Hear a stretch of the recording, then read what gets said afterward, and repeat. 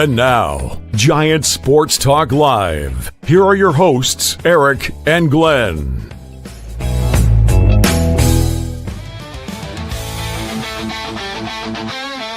talking Giants every day.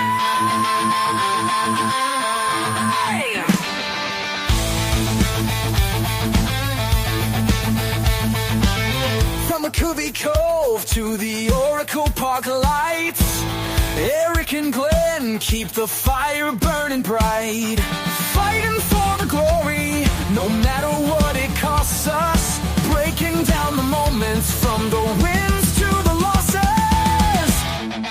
Giant Sports Talk, we're here for the ride. Eric and Glenn with the fan base pride, talking dreams, will they contend? But we'll back the Giants till the very end.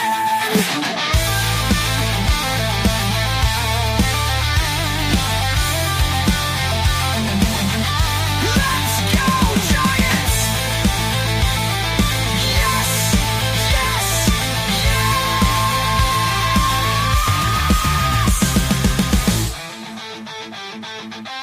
Oh!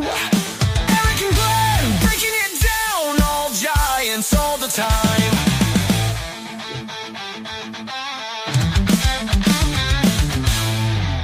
All right, what's up, everyone? Welcome to Giant Sports Talk Live. The whole crew is here. We got myself and Glenn and Lou ready to do this all over again, right? To talk some spring training. We're on the eve of the beginning of the road of the 2026 season. And again, guys, we need to enjoy the best of it because, as we'll talk a little bit later, there's a little bit of extra news about the upcoming CBA fiasco, but we'll talk more Giants in the beginning. But before that, guys, it's Friday night. Well, that's my taste.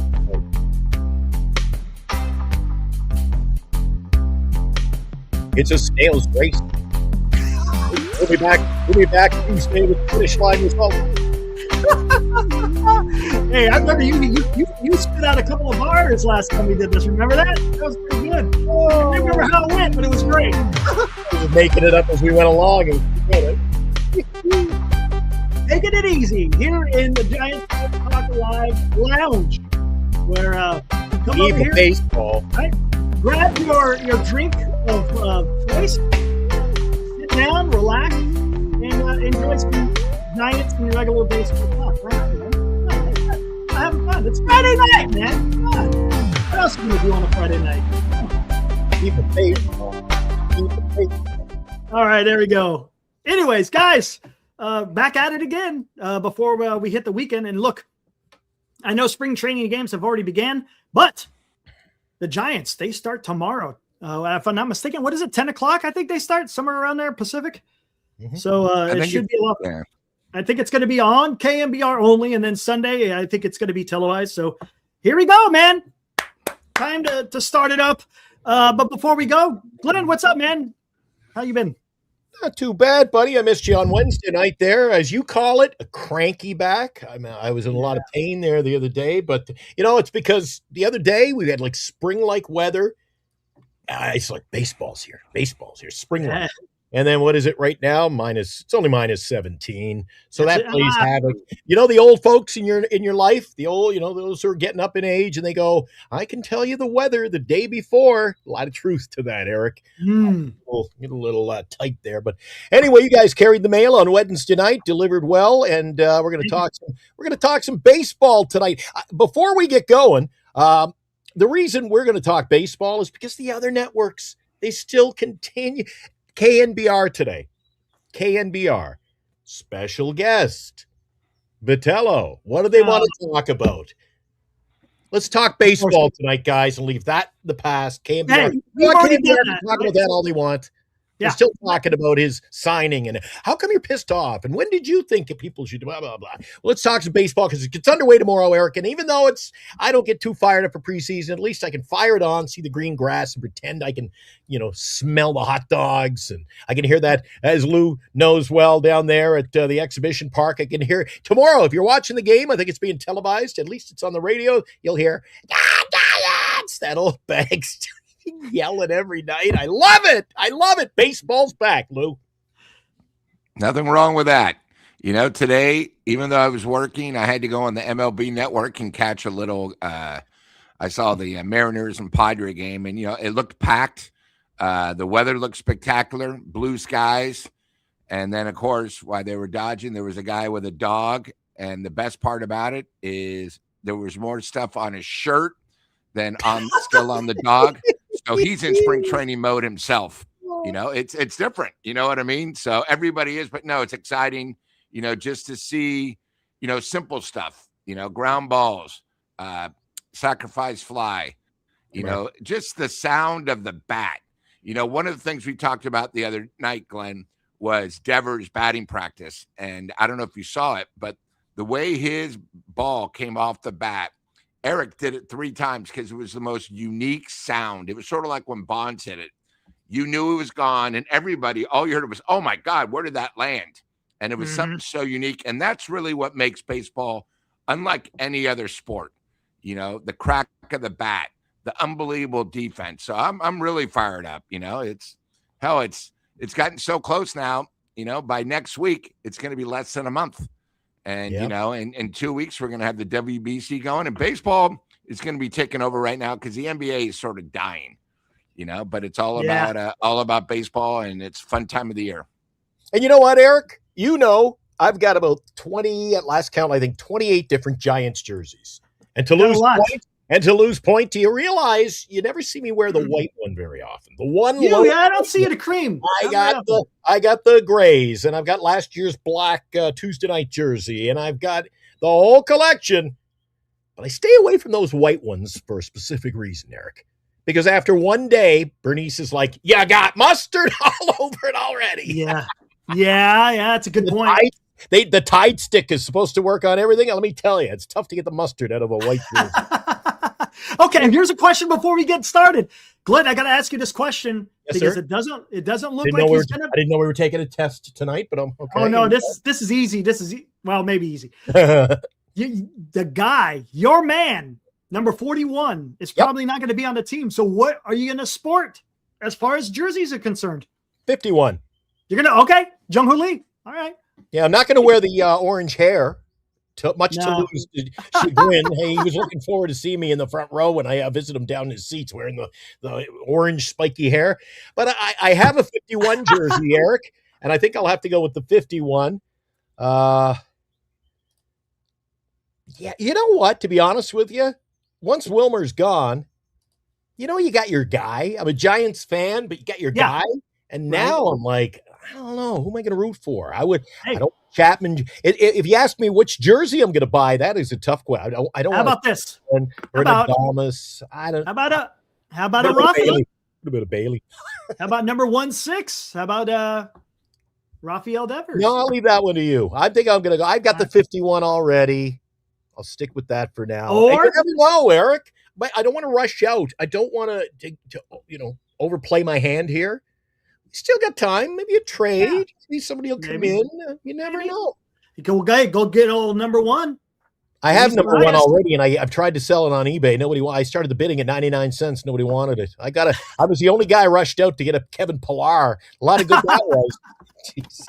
He was a good player after he left, of course, but that's how it is. You know what? Kevin Pillar, Lou, Kevin Pillar only played roughly 3 months. I mean, somebody could argue the dates, but roughly 3 months he spent as a Giant, and he won the Willie Mack Award. Yeah, he did. Yep. So that's how good he was. He led the team in a number of categories. I think stolen bases, on-base percentage. The guy was a good player. I was surprised they didn't bring him back next season. But anyway, I'm surprised they're not bringing Wilmer Flores back, to be honest with you. Know. And speaking of Wilmer, I'll throw it right back to you, Eric, before you go to Lou. Did you see your boy? And I remember his name now because he was in the news today. Dom Smith has found a home. Yeah, was going over to Atlanta, got a minor league deal. I'm surprised he didn't get a major league deal. Honestly, I'm surprised he did not get a major league deal. But I think you're going to see him in the Atlanta lineup too. Good, too good or bad, Eric. He's good, man. He is. Hey, look at Mark says, Glenn, my wife bought me a pack of 79 cards to open to celebrate the start of the season. There you go. Ooh. Look at that. Question is he going to hold out until, what is it, 25th or 24th? Or is he cracking them open and chewing that old what, Maybe. 79, Or 54? hey, maybe they celebrate with the first game of spring training because that's kind of the road. That's where it begins, right? Maybe that's what we'll do on the eve of the season, Eric. I'm gonna get a box of something. We'll crack open. Oh, that'll be dude. Rip some packs on opening day. Do it over there at Longbridge, right? Not to steal Mark's, thunder, because he is the true collector. Hey, among I all of like it. that. I like that. Anyways, guys, let's get into this. And I tell you what. What about there's a Lou? lot- What about Lou? Well, go ahead. Before you Go jump ahead. into it, No, I'm good. I mean, I'm who's excited. your I'm going guy? to get in once we start talking about the players and everything. I mean, I got I my want to know notes who Lou's here. guy is, though. Yeah, let's hear it. Who's going to be your guy this year? Who's your guy? I'm a big Devers fan because I think he's going to be the thing. Tell you the truth, it's hard to find one this year, Glenn, on the Giants. There's a lot. There's not really a standout. I'm not a big fan of Chapman. You know what? My guy might be Arias. Maybe what I'm going to do is That's a good idea. as soon as I get by the ballpark, since I have my little code where I can get 20% off, I might have to pick up and just have the hitting machine, Mr. A or something. I got to figure out what I'm going to put on the back so people know when they see me in my seats, who in the hell is this guy? But, Arias now is number one, from since Drew Gilbert. Yeah, they came in. But, maybe Arias, I mean, I've been begging for a guy to actually be a professional hitter for the Giants to get somebody that can come in the clutch. And, maybe that's my guy. Maybe I'll just pick up a jersey for him. Why not? I mean, the guy's won 3 batting titles. What the hell? And you know what, Eric? You know what? We're talking jerseys and what we go out and we buy and who we support. When it comes to spending your hard-earned money, people got to, people work hard for their cash, Eric. And you know what? You got to pay for a hot dog. Well, for you, it's pizza and a drink over the ballpark. It's more than the ticket, right? So when you go out and you buy a jersey, I hope you get some, wear out of it. And nothing worse than wearing a Kevin Pillar jersey now and opening day. So you can't go wrong with the classics. Get yourself a Bonds or, a Kruko will never die around the ballpark. You got to go with the classic, Eric. Yeah, and you know what? I'm going to tell you something right now. Not again. So tag along with what Lou was saying. Talking about, did you hear what he said on KMBR? It's pretty good. Let's take a listen real quick. And then let's hear what Luis Arias had to say. He has a message for the fans. I want to say something to the fans. I play in different stadiums, Minnesota, Miami, San Diego, and now here. So let's see what the fans have for us. Yeah. So I want to say something to the fans. If you guys need to get loud. You guys need to get loud because we're going there and then we're going to play the game the right way. So we're going to do something good for you guys. But Latin people, Latin fans, they love the music. Yeah. They love the energy. They live in the moment. So I hope the American people, they can do that too. But it's not boring. It's something. It's just different. There we go. How about that? Luis Arias. So what is he saying? The fans have been, I played in, I played in all these great cities. When I go to San Francisco, a little too quiet. Yeah, Is that hey. what I'm hearing? I like it though, man. He's putting it out on the fans. Hey, go out there and get loud, man. I love it. He looks like he's truly refined for the media. He is, man. He knows where the red light is. He's right to the camera. Yeah, he's right at the camera, man. I love it. That was great, dude. I'm telling you, that is what I want to hear. And I like it because what do the Giants have right now, Lou? Right? It kind of harkens back. And now, granted, it's a little bit different because they picked up some of these guys through whether it's a trade or free agency. But back in the 60s, what did the Giants? They were like one of the few teams in the major leagues who really went after the Latin players, right? The Alous and Orlando Cepeda and Juan Marichal. I mean, that was huge for the Giants. Now it's kind of going back to that. You got Devers, you got Adames, you got Arias, you got Randy Rodriguez, who will be back, right? I mean, it's the young studs, the young upcoming studs. Yeah. I love it, man. Come on. Let's use that energy and that enthusiasm because that's what Latin players. I mean, you watch the way they play baseball down south. It's unbelievable. A lot of emotion. And it's like, all right, let's go do this, man. Let's go have some damn fun. So I love the attitude. And that's something that you got to have. Granted, it's 162 games. So sometimes there's going to be days where you may be a little bit more flat. But coming out of the shoot, if you're going, hey, you got that positive attitude, hey, that goes a long ways, especially if you start, if you're getting losing streaks, then, you need to have that extra something to get you going. Eric, Speaking of losing streaks, I know, Lou, you said to me off air the other night after we wrapped up on Monday, you said, we got to do this. And I'm not going to zoom in yet, but I went through the first 31 games and I picked my wins and losses, thought who might start, and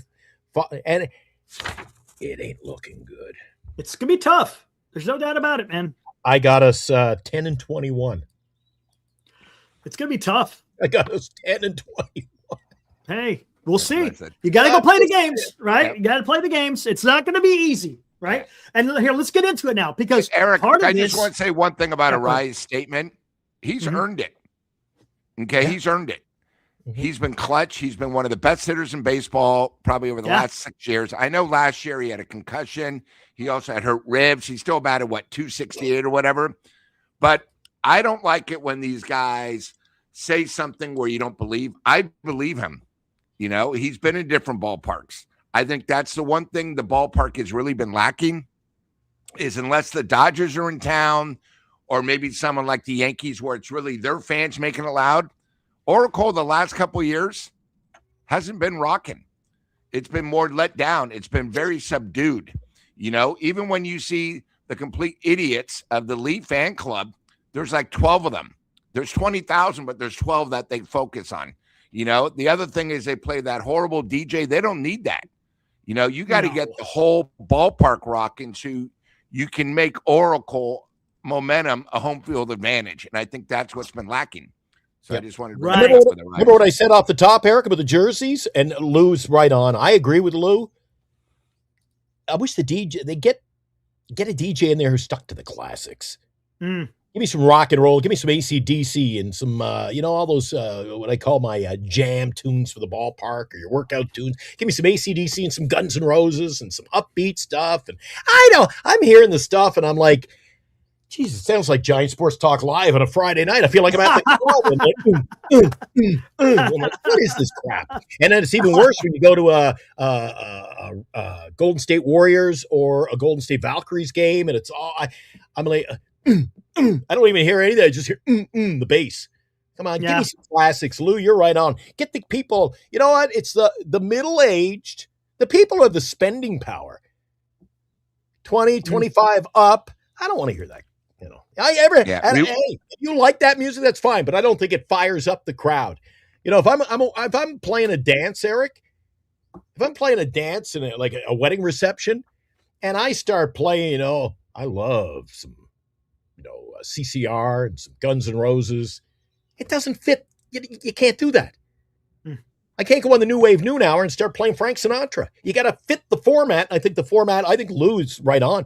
Play the classics and get the folks fired up at the ballpark. There's freaking 9 half innings, right? Come on, right? I should say middle of the innings. There's 9 middle of the innings. Change it up a little bit, man. Come on. Give you a prime example, Eric. We want a prime example? Lou, you might have been there. Give you a prime example. Go and see online after our show. I don't know what you exactly type in, but go online. You'll see a video of the playoffs when they played Journey Lights at the ballpark. Now talk about what other song, Lou? Now that got the crowd fired up. And Steve Perry was there, and he was sliding down the banister. Holy cow. Watch it on YouTube, and you'll get goosebumps. Yeah, you will. Yeah. I don't need no Bad Bunny and no Come on. I think, Glenn, you bring up a great point. All the music is for the young kids, but they're not the money. How about 2/3 of the crowd are a little bit older? Give us something. It's like they have that Sunday. Make it well-rounded. That's all I'm saying. Yeah. Just like the lineup, make it well-rounded. You want to pay Bad Bunny, that's fine. But let's also throw in some of the classics. And hell, you want to throw in country, I mean, come on. Just hit the demographic. Yeah, it's going one direction is all I'm saying. All right, let's get into this now because you guys are talking about how it's going to be tough here in April. There's no doubt about it. The schedule is going to be very hard. Again, on paper. So let's see how it plays out. But one of the key things, and this is something that we're going to watch throughout spring training, the bullpen. I tell you what, the competition for those bullpen spots is going to be bullpen spots are going to be hotly contested, and it's going to be great because, well, for the simple fact that when you have competition, it's going to make those guys perform a little better. It should, right?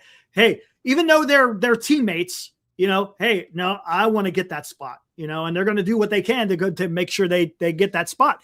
And there's a lot of young guys, and there's some guys that we've seen before, right? Some of the guys that have been talked about, Birdsong, right? Will Bednar, Carson Wisenhunt, was in the news yesterday. He's topping high 90s with his fastball. And then Carson Seymour, who struck out Rafi Devers during live BP. Again, what does that mean? Not a whole lot early in spring training, but hey, it's a nice little feather in the cap during spring training saying, hey, I struck out freaking Rafi Devers. But this is going to be fun to watch because we've seen some guys do it out of the bullpen. For example, Birdsong last year, he was phenomenal coming out of the bullpen. Absolutely phenomenal. And look, and right now, for what it looks like, the rotation set. Right, Roop is probably going to be in that. We'll just say the 5th spot. I don't know where they're going to have him, but as far as the 5 starters is concerned, he's going to be one of the 5. I don't think he's going to get, unless there's an injury or somehow he comes apart. I don't see that happening, but it's going to be Roop. So Birdsong could be an option that comes out of the bullpen. He's going to have to start tomorrow. Matter of fact, right? So he'll probably pitch an inning, maybe 2 tomorrow. But he got the nod to start the spring training season, so to speak, for the San Francisco Giants. And then you got these other guys. But let's talk about this because part of this, you're going to have to rely on the bullpen in certain situations. Now, the lineup is better. Don't get me wrong. And I think they're going to score some more runs. But where are the Giants going to go when it's late in the game? And who are they going to be the options that Tony Vitello could go to in the bullpen to secure that win? Because the last thing you want to do is secure, or I should say, snatch defeat out of the jaws of victory. Right? You don't want to do that. You want to make sure the guy you're going to go to is going to get the damn job done. So this is going to be fun to watch. Eric, I have a question. Because there's a lot of names. And I'll be right up front. Some guys I don't know. But beside really Walker, who do you think has a guaranteed spot in the bullpen? Say if there's 6. Because there's a bunch of guys, there's so many of the 40. Who really has a job? Do we have maybe 10 guys competing for 6? Is Ryan Walker really the only guy? So, I think that's what's really important about spring training is trying to find people's roles. I think, we brought this up before. Last year, we knew who was the 8th inning guy. We knew who the guy who was long relief, who was the long relief or maybe a 6th starter if somebody went down. But this year, it's really, a lot of question marks. We lost one of Glenn's favorites to a trade, Mr. Tang. He's no longer with us. I thought last year he did a great job. Every other time he went in. He throws me under the bus every night like that. Huh? But, is Eric Miller healthy? Last year, he was the only lefty that we had. So I think there's really a lot of question marks. So I don't know. Beside Walker and Gage, who maybe is healthy, is there anyone that is a for sure? Or is it going to be a completely whole new bullpen? I think it's a good question because you got Buto, you got Brubaker, right? You got Bivens, who's usually a long guy. Hintages, I don't know if he's going to start the season on the 26 man. I think he is. I don't know. I haven't heard anything. I don't know if he's going to start off on IL. Foley, of course, he ain't going to be ready to go until probably after the All-Star break. Of course, Ryan Walker. You got Gregory Santos is another guy out there. He's on a minor league contract, but maybe he shows something during the spring training where, again, he's got an electric arm. He was awesome when he was at the Giants, and then they traded him away. Remember, they traded him to the White Sox, right? Did he get traded? I can't remember where he got traded. They traded him, and that was actually a decent arm that I thought that the Giants should have held on to, but whatever. It is what it is. So there's going to be a lot of guys, and to your point, Glenn, I think it's open. And look, even with Buto and Brubaker, are they guaranteed? They got contracts, but does that mean that they're going to be on the roster? I don't know. I think it's going to kind of to a certain extent, it's going to be a free for all. whoever goes out there and competes the most is going to get it. Look, there's a couple of guys. Carson Seymour, right? Last year, let's talk a little bit about him. His problem last year, the long ball. Every time, dude, he would throw that slider, it would hang, and then boom, it was gone. Remember, I mean, the joke was Carson Seymour home runs, right? I think that was what a lot of people were saying last year, because the guy was giving up the long ball all over the place. McDonald, I don't have him in the thumbnail. I just put a few guys. He could be also an option too. He finished the season as a starter pretty good, right? Peguero, I see 49ers red zone. Again, a guy that can really throw the ball hard, but it's weird for a guy who could throw the ball hard. His strikeout percentage isn't as high as you think it would be. So I don't know where he's going to be, and that's another guy that if he's on, he's great. But boy, once he starts putting runners on, you're going to run into some situations. So it's going to be tough, man. And look, Tony Vitello is going to have his work cut out for him, because what's going to happen is if he goes to a certain guy and he blows it, well, then not only does the pitcher catch it, well, the manager is going to catch it. And right, wrong, or indifferent, that's just the way that the game is, right? People will blame, why'd you go to that guy when you could have gone to this guy and whatever. It's going to be doing that. Well, look, everybody does it, right? Come on. But let's see what happens. I mean, I'm really intrigued on how they're going to be able to piece this together, because I don't want to squad. They did a good job putting together a lineup.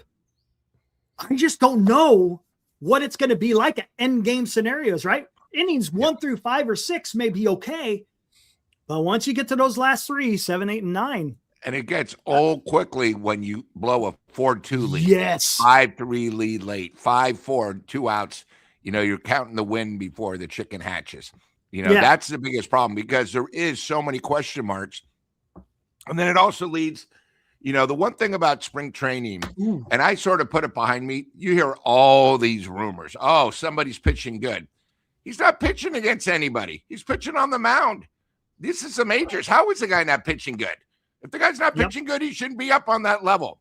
And, before I get back to you, I just want to bring up Wisenhunt. Last year, all you heard is this guy has the greatest changeup in the world. Yes. Right? He was solid. Now the guy's pitching 100. What the hell are they doing? Why are they changing this kid?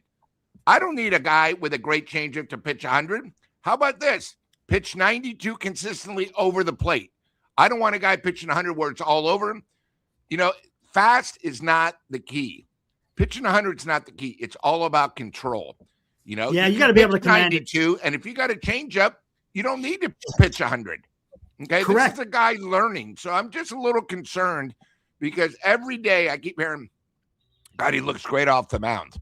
Well, what is he supposed to look? And it's spring training, right? Come on. And look, it's spring training, and the pitchers are going to be ahead of the hitters. And yes, it's nice that he's out there throwing high 90s, okay? Because you need high 90s. But is he locating? To your point, is he locating so then he could set people up at that change? Because I think that's going to be a good spot for Wisenhunt, for the simple fact he's a lefty who throws hard, and you got that you could get away coming out of the bullpen with only having 2 pitches, right?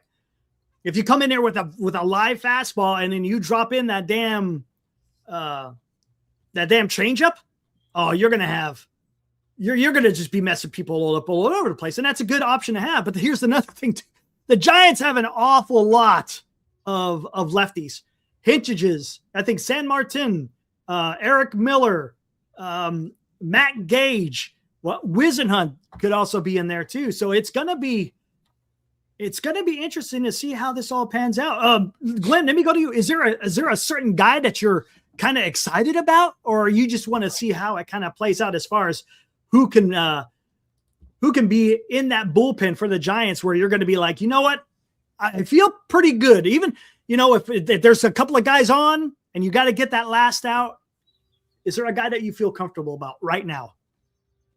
I don't feel a comfort level whatsoever, because I think this got to play out. Let's see how it plays out for a few weeks, training camp, who's getting the ball. Something I've got on record is saying, Eric, to your point earlier, you just had a great soliloquy about the bullpen there. And I've always said that I want quality over quantity. But to the degree of our bullpen right now, we have got quantity. We So have that a lot of that. quantity allows players to step up to the plate or the Mhm. pitching mound. In this case, you want to be the guy in this situation where, you're looking over your shoulder. Am I going to be out of baseball or am I going to be in AAA? Where am I even on this roster? So you're going to have to come with your arsenal. You're going to have to prove something in this preseason. And that's why I think, as much as I say quality over quantity, the quantity now opens up doors for our pitchers in our bullpen. Somebody who can step up and say, "I'm your guy." But other than the closer situation, I do think it's going to end up being Walker. But after Walker, I think it is. I think it bookends. For me, I think it's Walker on the far end, and your long range guy is still going to be Bivens. And Bivens is the guy they throw when it's 5-0 in the third inning. He's the guy that seems to get the ball. But the rest is kind of up in the air. It's a juggling, and I don't know how Lou feels about it. But other than that, I think Bivens and Walker, and I don't know how the rest is going to fall into place like falling rain, buddy. Yeah, I think last year there were too many guys that were flavor of the week. Remember, I mean, Brubaker came out of nowhere, pitched great. When we picked up Budo, oh my God, we stole him from the Mets. McDonald. I think even our buddy, even Lou's buddy, there. See why Chang. I think that. Oh, did you notice, Lou? Everybody, look at that. Cy Wei, young. Of course. Everybody was on like, why'd we trade him? Season. Oh my God, this is great. Oh my God, this guy's unbeatable. Yeah, I think they're really depending on the bees in the Giants. Beck, Birdsong, Bivens, Brubaker, and Budo. I think those five killer bees. The killer bees are sort of the key. I mean, last year, Beck would come in and have a great inning. The next time he couldn't get anybody out. He was so inconsistent. And I think the bullpen, that's really what they need. Just be consistent. Don't come in one day, 10 pitches, get 3 guys out instantly. And the next game, you're on your 8th batter, you're 52 pitches in, and the game's over. It's a wreck. So I think that's right. Sort of key. Right. It's I'm telling you, man, it's gonna drive us nuts. And here's an interesting stat I saw the other day. This is crazy. Check this out. This is on Codify. Since 1998, when the MLB went to 30 teams, most games won when trailing after 7 innings. The number 1 team is the San Francisco Giants. Wow. How about that? When a team is trailing after the 7 innings, the Giants are on top out of all 30 since 1998. Number 2 is the Yankees, and then you got Atlanta and Minnesota, 3rd place at 197. That is freaking nuts. It's funny, I don't put a whole lot into that because look at the next paragraph. Most games lost when leading after 7. I don't even see Colorado in the top 5 there. Well, I don't think were they ever leading. Well, were they ever leading? That's the problem. They were never leading. They were never leading. But yeah, how about that? Now here's the thing. Why is that? Why is that? Because the Giants pitching has been absolutely incredible. Specifically, because when you're talking after 7 innings, what are we talking about? We're talking about the bullpen. So that has been a strength for the San Francisco Giants is pitching, specifically end game pitching. This year is going to be a little bit different because it doesn't seem like that may be a strength. It's right now. I mean, we can all sit here and I think agree and say it's a question mark right now what the bullpen's going to be like. We don't know. We don't know until games are played. We could just sit here and guess all we want just by going what the paper says. Yeah. So Eric, it's beside the last 4 years, say, this goes on for 20 so it's been 28 years. Mm-hmm. Until recently, probably the last 5 years, everyone knew their responsibility from 2000 on. When the Giants won in 10, 12, and 14, they had the core 4. Everyone knew their thing. Last year, just like our batting lineup where people batted all over the place, you'd walk in, you didn't know where you were batting. Last year, at least you knew who was pitching the 8th and the 9th. Right now, we don't know because, we're all hearing Ryan Walker changed his throwing motion. He's better. Well, until it goes live action, that doesn't mean anything to me. Because Yeah. last year he was so, and I think it's just one of those things. And again, the other thing that we're not really talking about with these players is, Eric, one of the few guys that you were upset is no longer with the Giants was the pitching coach. You thought he did a great job last year. Yeah, I thought he did a handed fantastic him. job. Now they have a brand new guy coming in with a new system. So it's going to take a while to gel. That's, I just wanted to bring that up because, hey, I thought the guy did a good job, but now it's new philosophy, new everything. Good boy. And hey, there's a new bullpen coach.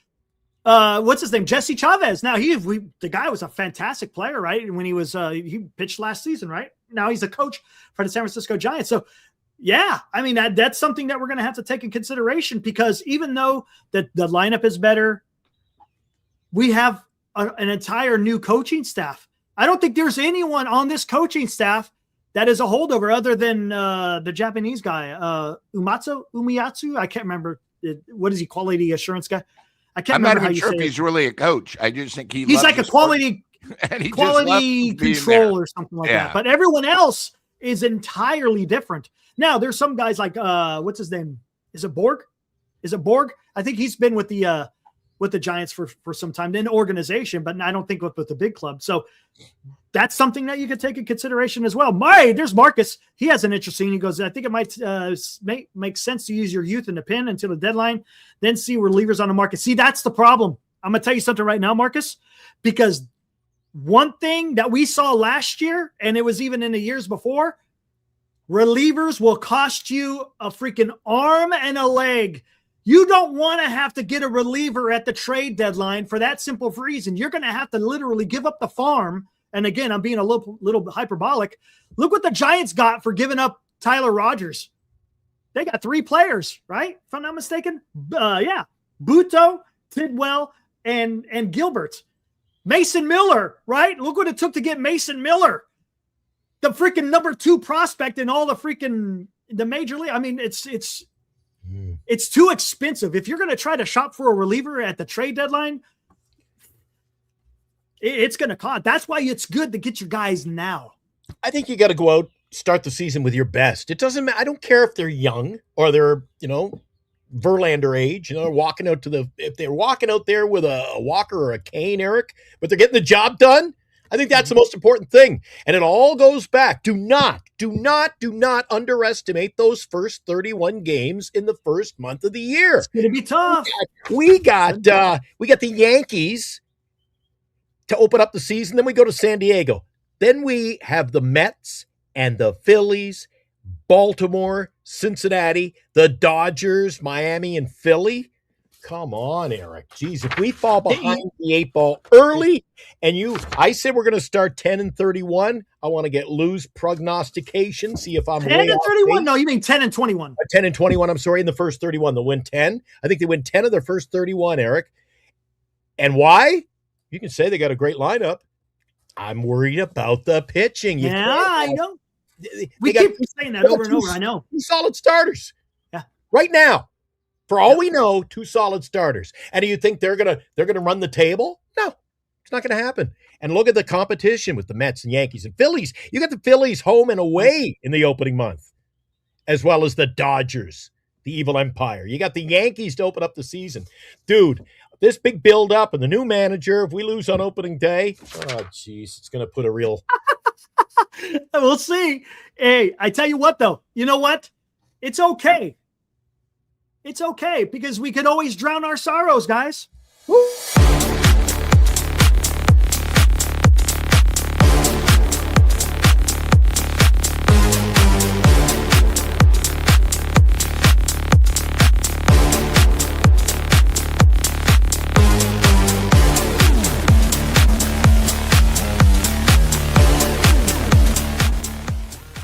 Come see Eric, Glenn, and Lou for the Giants Sports Talk Live Meet and Greet, March 14th from 3 to 7 p.m.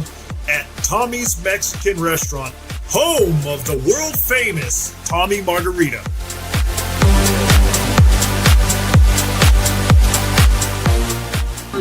I'm Julio Bermejo, the North American Ambassador of Tequila, here at Tommy's Mexican Restaurant, where we will welcome Giants Sports Talk Live March 14th. Come see Glenn, Eric, and Super Salty Lou here at Tommy's and learn all about the Tommy's Margarita.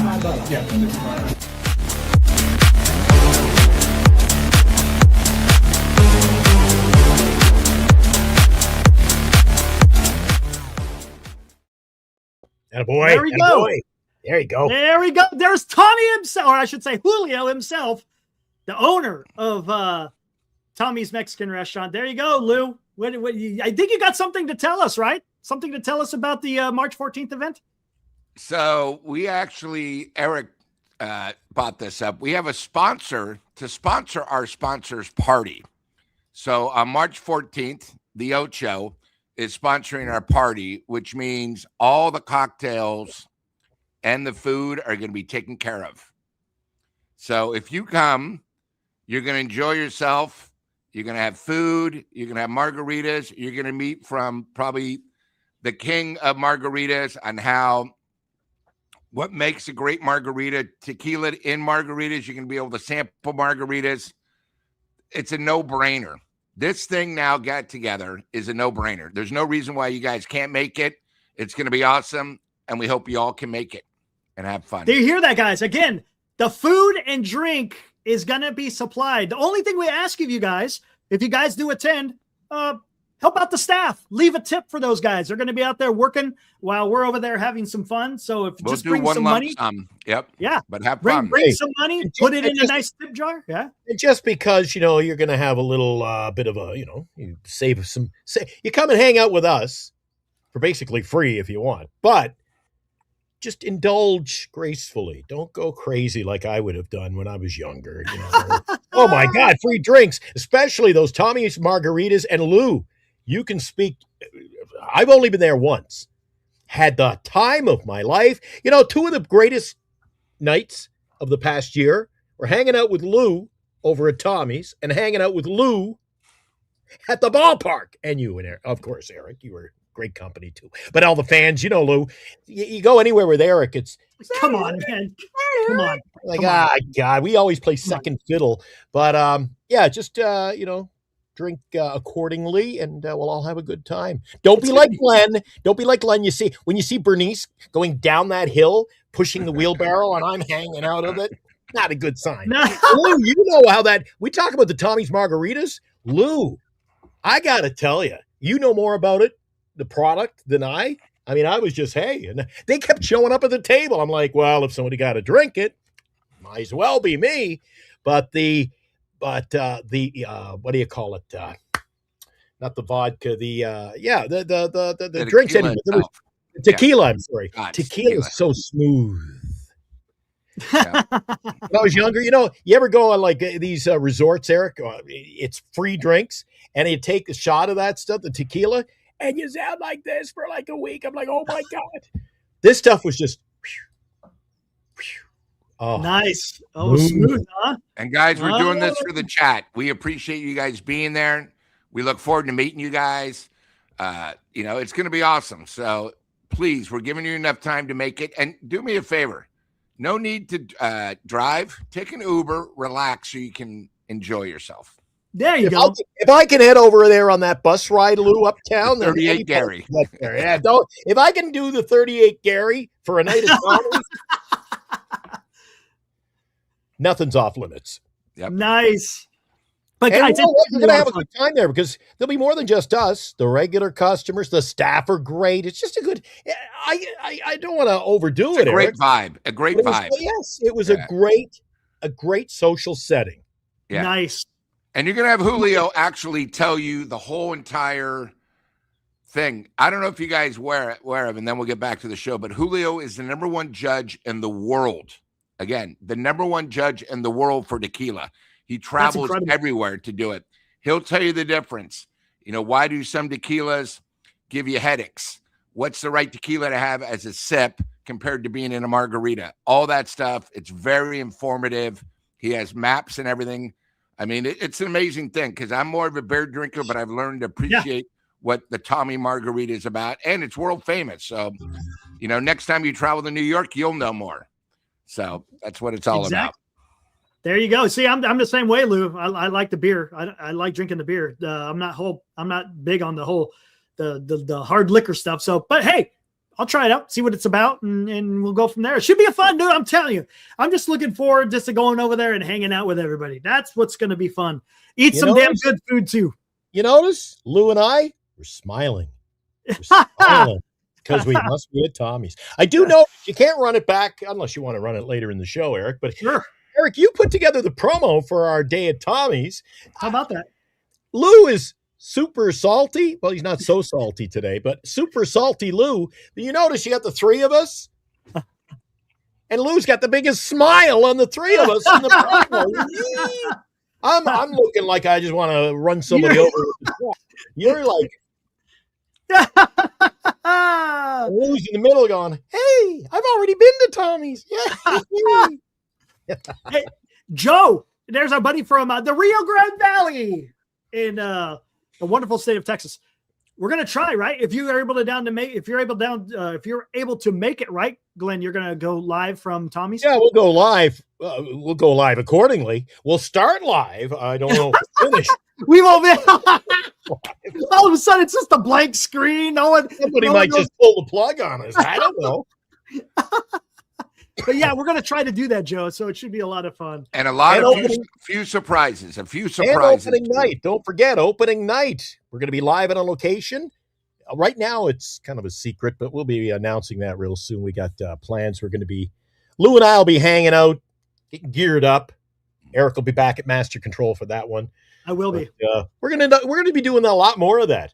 We'll be doing, the Giants win a big weekend game. I'll be out in the plaza talking to the fans. We'll be broadcasting from, you know what? If we're the only show that originates in San Francisco, then let's hang out at the ballpark, do some shows, Eric. That'd be awesome. Absolutely. Maybe KBR shows up 4 times a year. We're going to beat them the first month. Go interview some of the hot dog vendors. I know there's a bunch of them out there. Oh, it's like the running of the bulls after the game, right, Lou? Do you ever see them running, especially when the cops are around the back entrance? They're running. The carts are flying. That smells amazing. Oh, man. The bacon hot dogs. It's amazing. The smell when you come out of a game is incredible. Oh, my gosh, man. Oh, that night I came out of the back entrance, which is a rarity. And you know why I came out the back door of the stadium there was because I was with Bernice and our buddy there, not Armand, Greg? The scorekeeper. Oh, Dean. Yeah, Dean. I was going to call him Adam. I had all the right letters. Dean parks his bike down there. They have a bicycle locked up. Yeah. So I walked him down there. I walked him out. It's like a first date or something. Bernice and I and Dean, we walked out that way. And the cops were putting the clamps on the vendors. So they were all running to get real estate in the front of the building. And then Robbie Dizzle, Robbie Dizzle's in the chat. I almost got run over by the hot dog cart. Wild. Matt Skill says, do I need to sign up? Nope. Just show up, man. Show up at Tommy's on March 14th. Hungry and thirsty. They're prepared. They are prepared for us. And hey, you'll hear it. Trust me, in case you guys don't know this, my voice carries. So you will know when I am in the building. So it's just who I am. Some of it. But any truth to the rumor, you're going to be introducing everybody in as they come in. You're going to be, welcome to Tommy. I'm Eric. I love it. Where you can meet Eric, Glenn, and Lou. Oh, good stuff. Yeah, I've already paid my dues. You notice I got front billing. Yeah, come on in, enjoying Glenn and Eric. Yes, of course. Yeah, Eric. Yeah, who cares about that guy? Why not? It doesn't matter. It's a good way to. We're going to usher in the start of the season. We got that. Dude, it's going to be so much fun. And less than a week later, 4 or 5 days later, we got opening night. We'll be doing that show live somewhere on location. And then, Eric, it's here. It's here. Tommy's is sort of the pre-party, if you will. Mm. It's the launch of a new season. We're tied for first place. We're tied for first because we're 0-0, right? It doesn't matter. Exactly. And that's the thing. Hope springs eternal. And let's see what happens. Let's segue a little bit here before we get out of here, guys. Lou, last time we were on here, we're talking about the upcoming league or labor strife between the players union and the owners. Well, news came out yesterday. It sounds like both sides have a war chest built up. Supposedly the owners, and I got a little accumulated $2 billion. Listen to me, $2 billion. I think each team is going to have like $75 million to keep their operation. I don't know what the hell they need $75 million to run to run an organization where baseball isn't being played. But again, so they have the wherewithal to withstand quite the length of work stoppage. And it kind of pisses me off. Shouldn't this $2 billion be put to the product on the field? What's going on? If you could save $2 billion, then where's these teams that are having issues about paying contracts? Dude, that just, and supposedly, and I haven't heard the number for the players union, they got money also stocked away where they can pay their people in the event of a work stoppage. So, don't get Marcus on the show. We'll get back into a heated debate. I always side with the owners. As a business owner myself, I'm the side of the owners. I think, you know what? I think the problem, I heard this said on another, I think it might have been on the MLB network, Eric. I heard it, or one of the other podcasts. I heard a statement, and in my opinion, no truer words have been spoken in the game of baseball in the last 40 years. The players got too much too quick. And now we don't know where the ceiling is, because not even to use the term our lifetime, in the midst of our lifetime, it was a big freaking deal when Barry Bonds get $1 million. Now, minimum wage. You're not even minimum wage. So I think they got too much too quick. Eric, unless you put a cap on something, I think it's already out of control. So come on. Mess. It's a mess. Here, before we get further deep, let's get into Jim Thurkill donates $5. Thanks, Jim. What's the over-under on the times it's going to take Glenn to get wasted? Is it going to be on FanDuel or DraftKings? There won't be an under. There is no under. There you go, Jim. There will be no under. No, on that bus ride over, I might be a little tipsy by the time I get there. And you never know. To go back to the whole, I don't know, dude. This is going to be. I don't think the players' union, they're not going to settle for a cap. The owners want to have a cap. So until they come to some type of middle ground, there ain't going to be no baseball. I saw RJ. He's saying Jeff Passan said on Michael K that he doesn't think MLB will miss any games. I hope so. Because you know what they need to be doing? They need to be on December 1st. Don't wait. Get the shit done now. Start working at it now. So then you don't have the work stoppage. But unfortunately, what's your opinion? If you got to keep it going, Eric, what's your opinion on replacement players? Ooh, I don't know. I'm fine with that. I don't know. I'm fine with that. I'd be happy to go to the ballpark and watch my team play. Oh, I don't know. We'll see. That's why the WNBA haven't signed their collective bargaining. I'm like, just go on strike. Go on strike. There's all these college play. Like, the youth will come into the game. They're going to keep going. The big problem in the WNBA, and that's what you're going to see in the major league negotiations.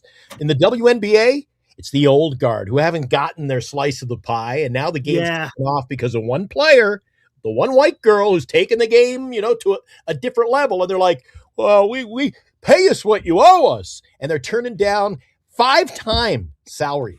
So if you made $250,000, you're making $1.25 million. You're making $500,000. Well, you're going to make $2 million. Again, too much, too quick. So if you want to go replacement, I'm fine with that. You'll get the majority of the crowd to go, well, I don't want to go see these, bums. I want baseball, Eric. And if these guys aren't prepared, Eric, is it fair to say that the biggest scrub, if you could go to pick the the nobody, the biggest scrub in baseball, and go, he'll make more than the three of us make in our lifetime in one season. It's just not right. Somebody cures cancer won't make what a scrub will make in Major League Baseball.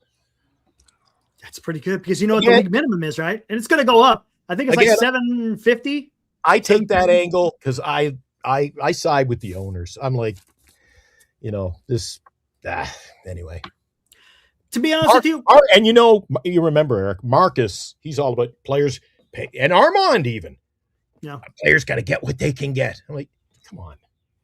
Well, here's the thing. Us as fans, we're nothing. Honestly, we're the least of their worries, to be honest with you. I'm going to buy $5 tickets. I'm telling you. And that's the problem, right? It's just that they want to the owners want to hold on to the money, the players want to get paid. And it's going to be cantankerous, man. And I'll tell you, when we come over here and do live streams, because there ain't going to be, if there is no baseball, all we're going to be talking about is this is what happened today during the CBA. And I tell you, it's going to get, I already know it. It's going to get heated in the chat. It's going to get heated probably between us because, again, more of it is because out of frustration because we're not able to watch our most favorite game. And then we just want a deal to get done so we can watch our baseball. So, Lou, I mean, you've seen this a few times, right? Yeah, 81, 94, right? I think one of the things we're not talking about, especially with this war chest where each team has so much, I think you should penalize the bottom 5 teams that aren't spending. Yeah, why not? Usually these bottom 5, even the A's are spending now, but that was one of their problems. As soon as they had to pay somebody, they would trade them for youth. But you have, MLB is making money, okay? The money's there. But when you get 5 teams that are more owners that are so cheap, they want their guarantee 75 and just put a horrible product on the field just to get by, that's a problem. So I think if you're going to do anything, you got to do, because everyone gets upset at the Dodgers, but the Dodgers are sort of ahead of the time. They're doing it right. They were the ones that deferred. Now people are like, oh, shit, we didn't know about that, and now they're jealous. But you still have these small market teams that are happy. They want to draw 800,000. The owners want to play it, as Glenn would say, safe. You got to penalize these other teams. No, true. You got to do it because they're guaranteed money. It's one of those things. That's why you have a CBT. The other thing too is, all right, but what about this? Say you have a $300,000 payroll. I mean, 300 million. Okay. If the bottom teams don't spend 100 million and they're going to 75, they lose all their picks for the next year. You got to spend the money. That's the biggest problem. The big teams with the money are spending money going for it. Look at the Giants this year. Okay. They have only spent 51% of what they made last year. Okay. Usually most teams go 75. That's what good teams do. So the Giants right now, they're spending money on real estate, the current theater, all this, not baseball, but you got to penalize. If you're going to get upset at the teams that are spending the money like crazy, you got to get upset about the bottom teams that all they care about is the guaranteed money. They don't care about the product on the field. All they care about is, oh, great, we have the Yankees, the Red Sox, and the Dodgers coming home. So out of those, 9 games, they're going to fill the house. And now they're making everything plus. You got to take it both ways. It's business. So, and here's the thing. And this is and look, to a point, Dallas kind of makes a point here talking about you shouldn't be able to make $60 million a year by hitting a baseball. I know. I mean, I'm telling you, this is where it's going to get weird, man. And look, here's the problem. You got these owners who are making a shit ton of money. A lot of these clubs are worth billions of dollars, right? And they're making hundreds of million every year. So where is that line to where, yes, you want to be able to play your players, but not so much to where it's like absolutely freaking ludicrous. I don't know where you thread that needle. It's gonna be tough. The problem is we're talking the game we love that we all want to watch and enjoy, right, is going to get ruined because of money. But I mean, that's kind of the nature of the world that we live in, right? Money makes the world go round. And then unfortunately, because of that, it's going to affect the game. And until they come to an agreement, it's going to be freaking loggerheads. A couple of interesting pieces of commentary, if you will. The commentary in the chat tonight, Eric. Mm-hmm. 780,000 for 6 months of baseball. It's not a lot of money. I call bullshit on that. 780,000 is not a lot of money. First of all, that's a lot of money for 6 months of work. And to say, for guys who made nothing for years in the minors, if you were a career minor leaguer, they're not paying you $15,000 a year, Eric, like a lot of people in America are working for these days. They're not making their $20,000 a year even in the minors. So I don't buy into that comment at all. But I got to lean on this one. Say it's the owner's fault, dude. They let it get out of hand. They did. There's no doubt about it. The owners, I mean, and there you go. And there you go. And I don't know where you stop, because if an organization is willing to spend out the wazoo, and then maybe you make it a little bit more, what do I want to say? Penalize them a little bit more if they spend too much. You're right. You got the CBT, but what is the CBT doing? Right? What is the CBT doing? Is it punishing enough to where they don't go above the CBT, or is it okay? Hey, we can absorb it, and we're okay with doing that. Maybe that's the route you have to go. Maybe make it a little bit more stringent, so then teams don't want to do that, and they got to stay somewhat within their means. I don't know. Well, Eric, we're going to be talking a lot about this next year. Yeah, I have a question. Everyone's upset about someone like Tucker making $60 million a year. What do you think the Dodgers get just jersey-wise signing someone like Tucker? They make it back and more. The thing about Ohtani, everyone says that was ridiculous. $700 million. Are people aware he's now got 2 titles, World Series titles? He's the most well-known baseball person out here. They got a contract where every single game is televised in Tokyo. They're making billions of dollars for the $700,000. So sometimes you got to see, why would a team be willing to do it? When the Giants had a chance for Ohtani, one of the things Dan said is pay him $1 billion. And people are like, what are you, nuts? No, pay him $1 billion. You guys don't realize he's a once-in-a-lifetime opportunity. This guy's our Babe Ruth. It's the same thing. When Harper and what's his name for San Diego, their third baseman, I'm trying to think. Machado signed a 10-year deal for $300 million each. They each have the same contract. People said, $300 million. Are you aware how great that deal is now to get someone like Harper for only $30 million? So the same thing with Devers. Devers was at a 300. It's one of these things where sometimes you got to realize the whole entire picture. Do you think Adames is worth $34 million? It's the timing when he became the free agent. Everything happens. And baseball, again, you just heard that you didn't know. One side has $2 billion. The other one probably has a little bit more. It's not the money. It's just the principle now. The one thing, everyone's upset at the Dodgers, but, they now have an owner who's got unlimited funds. They got a great TV deal where, it's $7 billion. A lot of these guys, there's people that want to be an owner that's all about pride. Look at me. And they just want the rings. And then everybody else, I own a team, but, we're not that good. It's all about mentality. It's one of those things. Look at the fans in certain areas. The Giants fans recently for the last 6 years are happy with being 500. Mediocre. You know what happens when you go 500 when you're in the Yankees? They start throwing stuff at you. They boo you. They chase you down. Same thing in Philadelphia. How much more time? What is this? You know what I mean? It's all about perception. Now, a breakage will destroy, because right now, football is on a level 12. Baseball is about a 7.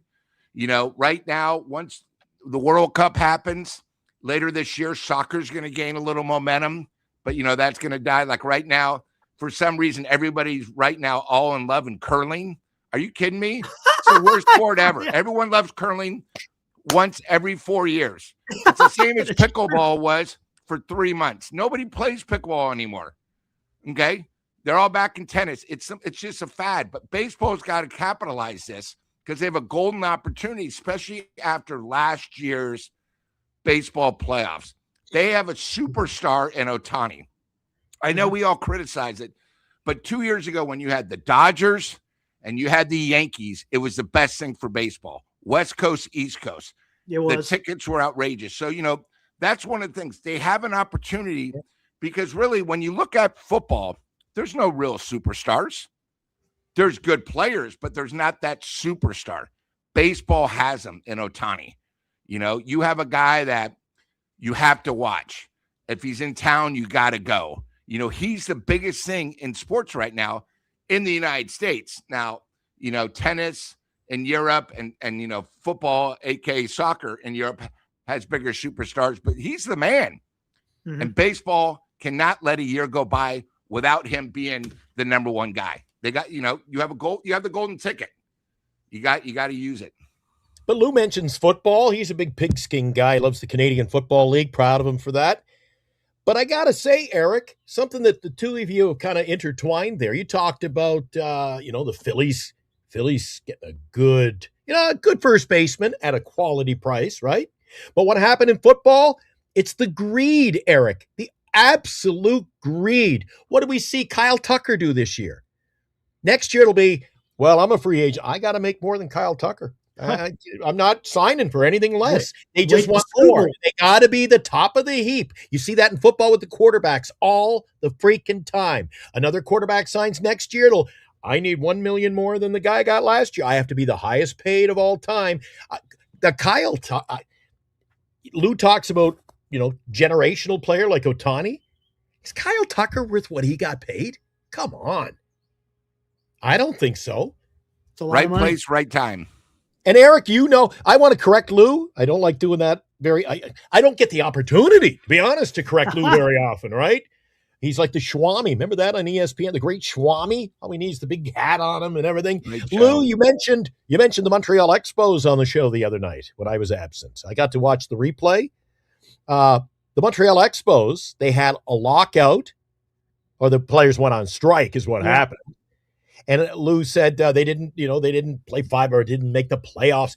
There were no playoffs. World Series. Yeah. So Eric, and they were begging the fans to come back to the ballpark. And that was like 30 some years ago. So I think it's a big problem now, this money. And I think how are they going to win back the fans, man? There's going to be a lot of people like me who say, come on, man. Come on, you can't live on $1 million. Your $1 million contract's not enough this year. Come on. Let me get to the super chat, and I'm going to answer that. TB, what's up, TB?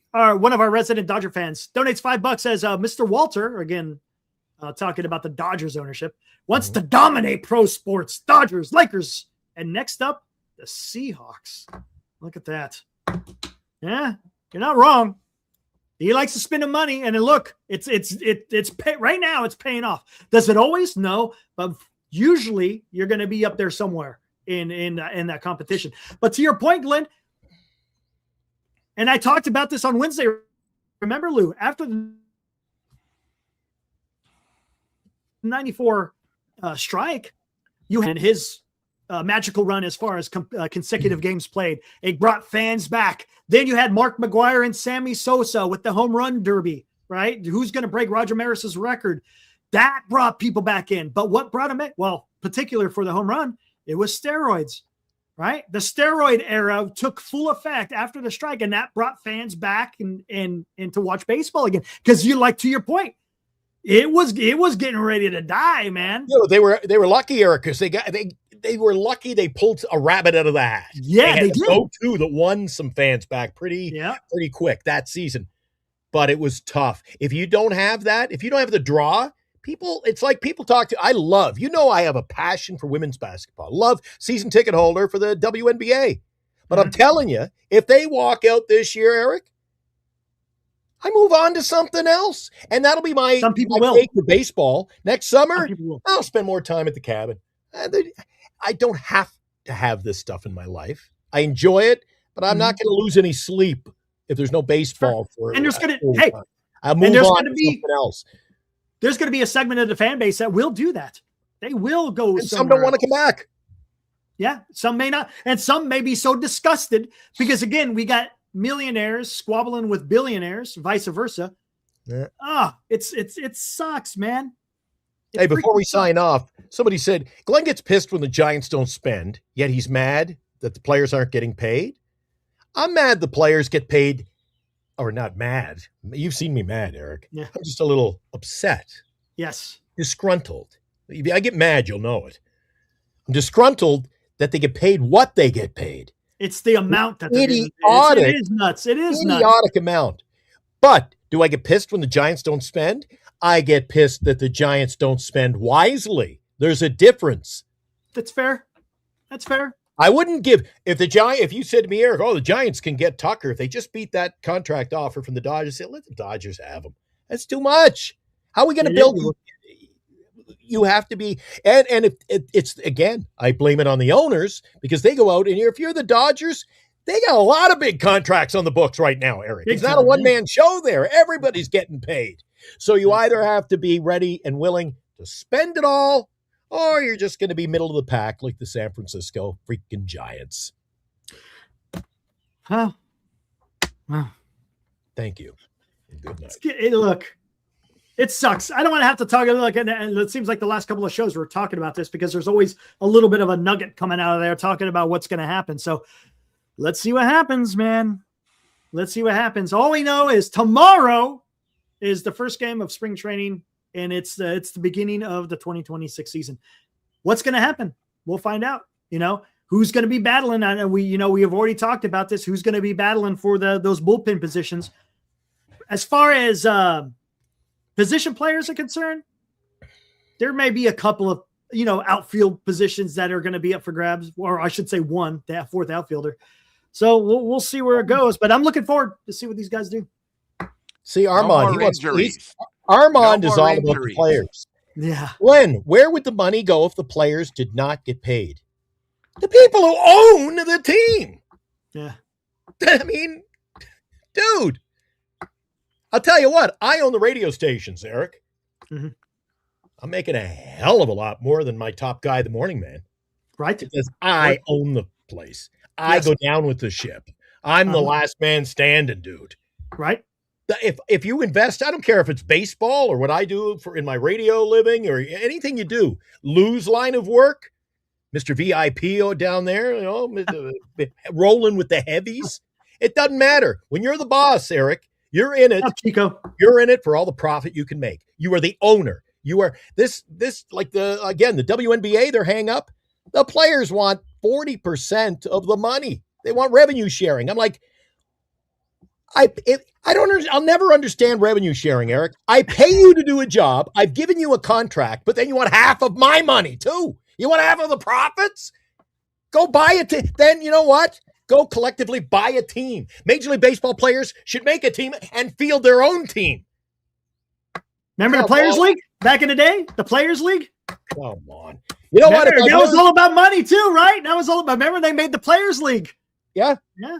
If I've learned anything tonight before we sign out of here, Lou has taught me never count your wins until the chicken is hatched. And Eric wants to hear some good music. He's hoping to hear Celebrate Good Times. Yeah, that was awesome, dude. That was so much. Those are the memories right there, my friend. Oh, man. Somebody asked in the chat, are we doing a show? When are we going to start doing a regular show? Is it going to be a show after a post-game tomorrow show? No, not spring training. Nah. WBC. Maybe when we start getting into the WBC, right? Maybe to the semis. We'll start doing some post games on the semis. That'll be a lot of fun. I need my own open phone show, Eric. I'd have a ball with some of this stuff. Glenn changes his position to a politician. Hey, Glenn. Difference between spending a lot of money and spending money wisely. Players should not get paid what they're getting paid. Hey, Glenn. It's a lot. Don't get me wrong. I can't argue that they're getting overpaid. Glenn, first of all, I hope you get warm weather. And second of all, is your other show starting this weekend with the cards? If it is, good luck. Isn't your card show? No, the new show? The new show will start. When's our in first the cards? show? I believe our first show is on Thursday, the 26th. Okay, next week. Chat. No, March 26th. Oh, March, not till March. Yeah. I'm sorry. I misunderstood. When the season starts. I got it. The In the Cards will run on off days when the Giants don't play. So they open up on Wednesday. There's no game Thursday. There'll be an episode of In the Cards. Got it. Perfect. There we go. Okay. There you go. Should be good times. Good times. Let's get the hell out of here. Guys, we'll be back Monday night. 8 o'clock, do it all over again. We'll have a couple of games we'll be able to talk about. Three games. Yeah, 3 games. And look, is it going to be anything crazy? No, I mean, it's 3 games is not going to be a determinant factor on who's going to make or not make the team. Hopefully, fingers crossed, that there's no injuries, right? That there's no that's what we're going to be. You go in there, get your work done, get prepared for the season, and then for the guys that have to compete, well, then there's a little bit of extra mojo in there. But yeah, it should be a lot of fun. We'll see what these young guys are doing specifically in the bullpen. I don't get this again. I support the owners. Yes, I support the owners. Mm-hmm. And it's all for the owners. Yes, I'm all for the owners. But I blame the owners. Goddamn right, I blame the owners. They've brought this upon themselves. They have. So certain ones. Some don't. Like the San Francisco Giants, they're rolling in money, but yet they're a little bit hesitant in spending said money. Yeah, but why owners in general? Why are we at this precipice of the implosion of the game we love, Eric? Because of owners. Let it get out of hand. Right. I like, as an owner myself, not a baseball team, but when you own a business, a baseball team is a business, Eric. Yes, it is. Correct. You're in it to make a profit. Yes, and you're in it that's your livelihood. And for some of these rich people, but listen, even the rich people, they're not losing. They're not, saying, I'm going to lose all kinds of money this year. I'll be happy. No, that ain't the case. No, that's not the case. I side with the owners. The owners have put themselves in this position. So that's how it makes sense. Of course it makes sense. It's common sense. And here's the thing, before we get out of here, if Steve Cohen or the Dodgers didn't do what they're doing, and to a certain extent the Yankees, would we be in this same, would it be as contentious as it is now? I don't know if it would be. The whole thing, the Dodgers are breaking baseball. Well, there's a little truth to that, because there's going to be work stoppage because of that very fact. Whether you agree, disagree, they are a reason why that's going to happen. There's no doubt about it. Again, it's pick on Glenn Knight, but you know what, Eric? The next round of bargaining, this is what it's going to come down to. Yeah. The owners now, whether it's a salary cap or to do away completely with this, banking the player like Ohtani for 8, 9, 10 years. The deferments. Yeah. Whatever way, it's going to be all about the owners saying, whoa, we don't want to back in the cash. Yeah, it's 100%. Yes. So, yeah, I think that's on the mind of every owner in Major League Baseball. Yeah. Yep. And be realistic, Eric. Be realistic. I could go for another hour on this topic. I know you could. Be realistic. When you think of an owner of a team, Miami, or even the smaller market teams, don't forget Kansas City and Cincinnati, and we're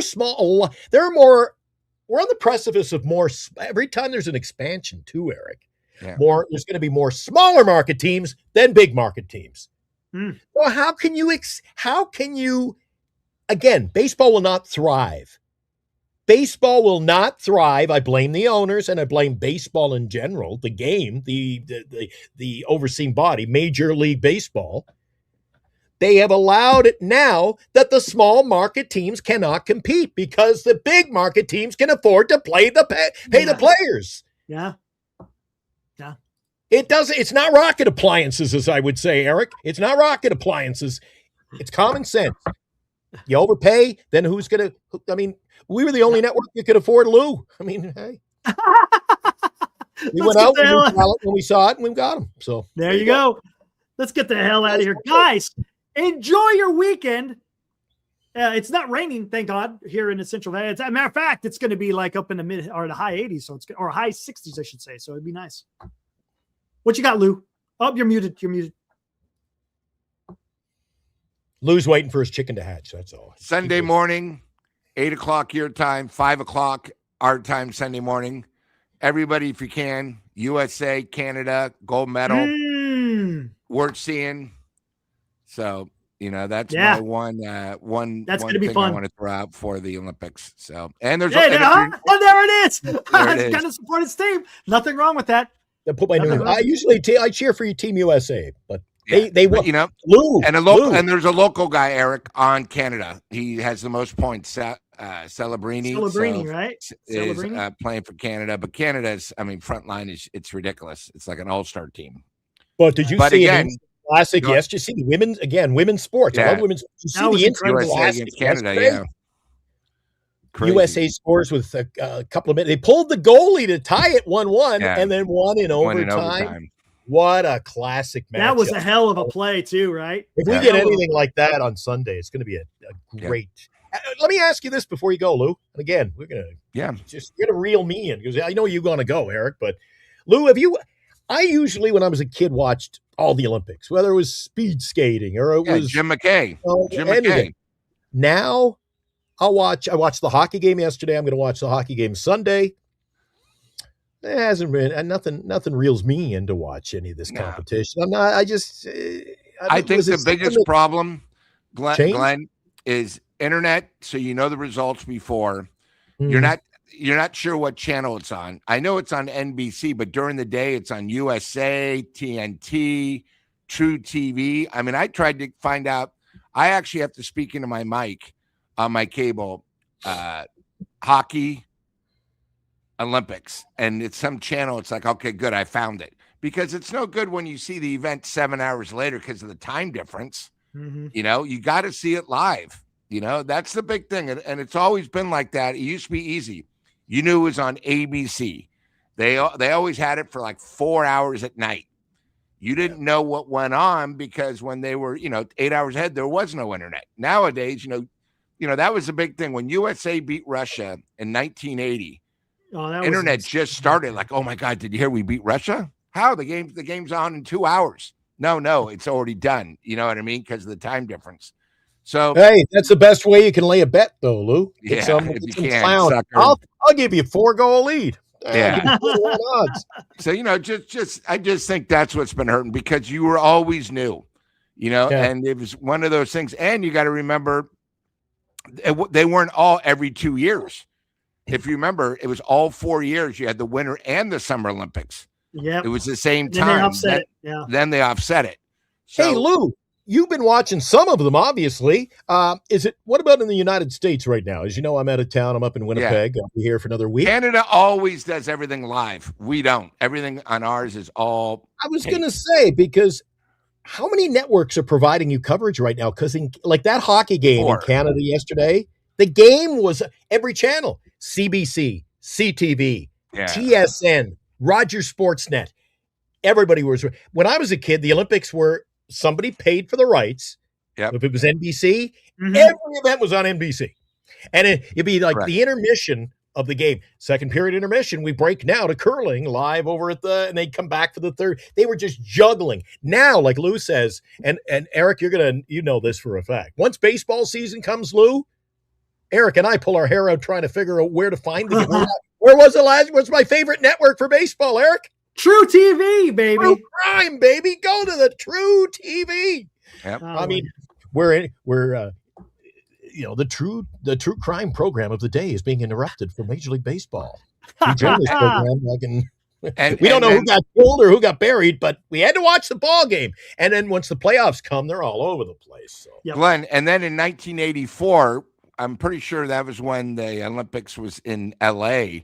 They had 3 that was the different big networks. You had to pay for the gold service, so you saw everything live. Bronze was only certain things.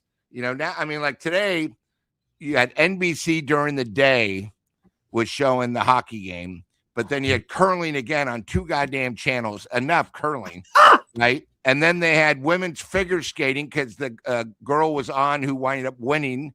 But now, like tonight, they're going to be showing stuff that's 5 hours too old. Prime time. It's called the prime time Olympic hour. Eric, but just in Canada, sweep, everything's live. Lou? We don't. Lou, Eric's going to sweep us on out of here. Sweep! Get us out of here. Let's get the hell out of here, guys. We'll be back Monday. Enjoy your weekend, guys. Be good. Be safe. We'll see you guys Monday night. Woo!